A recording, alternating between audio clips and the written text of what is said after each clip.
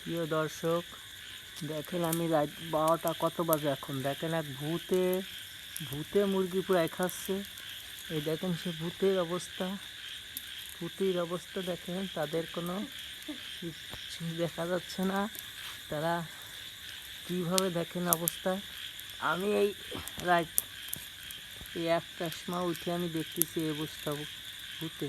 বাড়ি কোনো লোকজন নাই, কোনো কিচ্ছু নাই। এক ভূতই বসে পড়ে ওখানেই দেখেন অবস্থা। বাড়ির ভিতরে কী কাণ্ড ঘটনা শুরু করেছে। ওই দেখেন ভূত, একবার চাক্ষুষ প্রমাণ আপনারা দেখেন। এই সেই ভূত দেখছেন, কোনো লোকজন নেই, একা একা বাড়ি। আমি দেখি এই অবস্থা। কন ভাই, কীভাবে এটা সম্ভব দেখছেন?